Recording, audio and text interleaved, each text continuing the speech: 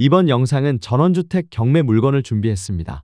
멀리 낙동강이 굽이쳐 흐르는 풍경을 뒤로하고 있는 이곳은 정부 사업으로 조성된 귀농 귀촌형 계획 마을입니다.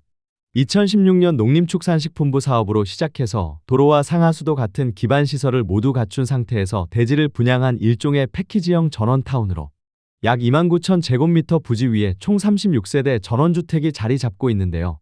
집집마다 정원과 잔디, 꽃밭이 잘 조성되어 있어서 전체적으로 하나의 공원처럼 보이는 단지입니다. 아쉽게도 이 마을 안에 있는 한 주택이 경매로 나와서 현장을 보러 왔습니다. 지난 가을쯤 사건이 진행되다가 한동안 기일이 잡히지 않아서 취하될 것으로 예상했는데 다시 속행된 사건이라 조금 더 눈여겨볼 필요가 있는 물건입니다. 잠시 위쪽에서 마을 분위기도 구경할 겸 둘러보고 매각 주택이 위치한 곳으로 가보겠습니다.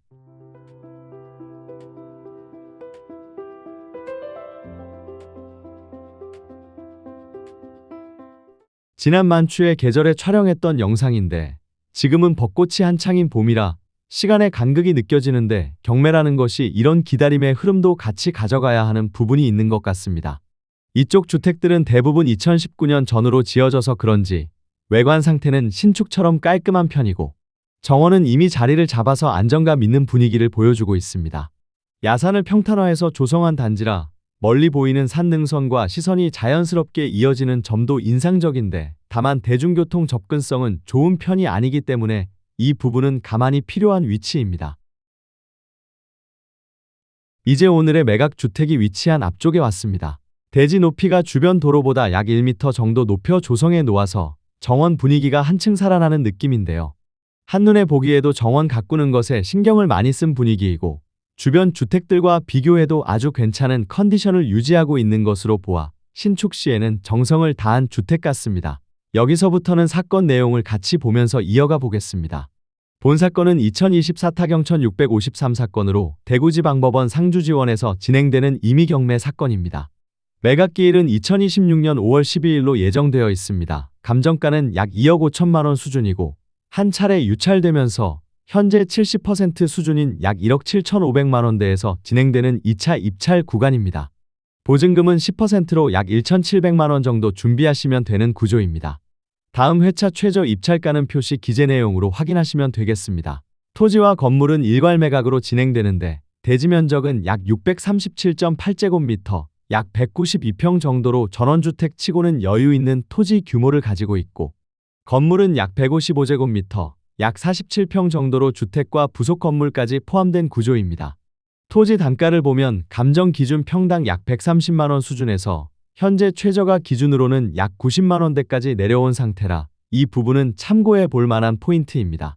건물은 단층 단독주택으로 경량철골 구조의 기와지붕 형태이고 2019년 사용 승인을 받은 비교적 신축급 주택인데요.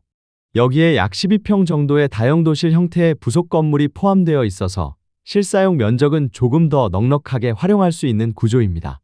건축물 정보를 보면 건폐율이 약 19% 정도, 용적률은 약 17% 수준으로 전체 대지 대비 여유 있게 배치된 형태라 마당 활용이나 추가 공간 활용 측면에서도 장점이 있는 구조입니다.